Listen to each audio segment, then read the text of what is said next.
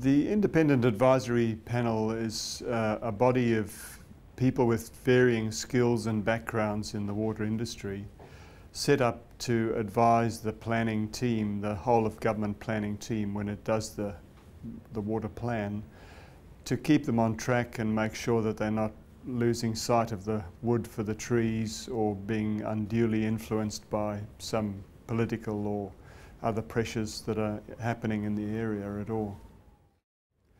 My background in the water industry is pretty varied, but it's mostly orientated one way or another into urban water systems. So I've worked in local authorities in charge of sewage treatment systems. I've done design and consulting work. I've done some research, been involved with policy development and overseeing planning. The rest of the advisory panel has been selected for its diversity of skills and background, and it's an interesting team. We've got George Kozera, who's an academic from Newcastle University, and he's got a long history in hydrology and water modelling in various guises. We've got Kylie Cochran, who's an expert in community engagement and communication.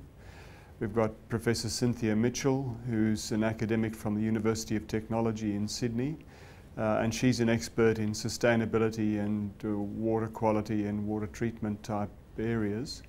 We've got Tony Church, who's an expert in ecosystems and water quality in the natural environment and maintaining ecosystems. We've got Wedge Paradise, who lives up in the Hunter and is very experienced in the whole area of catchment management and natural resource management. So he's very strong in those facets. And then we have Ross Chapman, who's an economist and has a very long history in various facets of economic modelling and policy development from an economic perspective, and he's been involved with many water planning activities over the years, so he's an excellent person to have on board. The panel works by keeping track of what's being done by the team, and it meets on an ad hoc basis probably every 6 or 8 weeks, depending on what's happening with milestones in the planning process.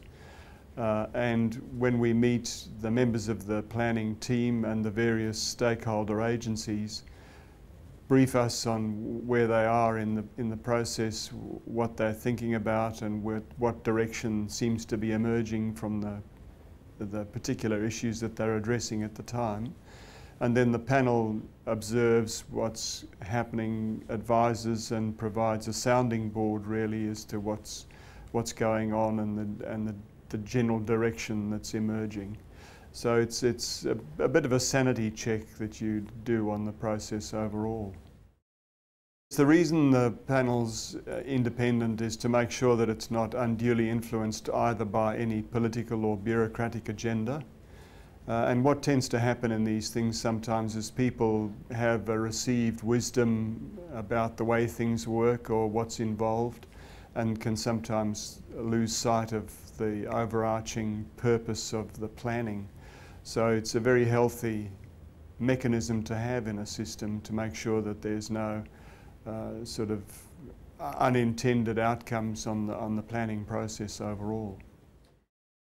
Engaging the community in developing a plan like the Lower Hunter Water Plan is absolutely crucial, because in the old days, authorities did what we refer to as DAD, decide and defend. And they used to pretend to consult by making a plan or reaching a decision and then informing the community about what was being done and hoping that people would accept that that constituted engagement. But the current approach is much healthier, and it involves telling the community right at the outset what's happening, letting them tell us and the members of the planning team what they feel about things and what their values are around the water system and about their future from a water perspective, and embracing those ideas and feedback through the whole planning process.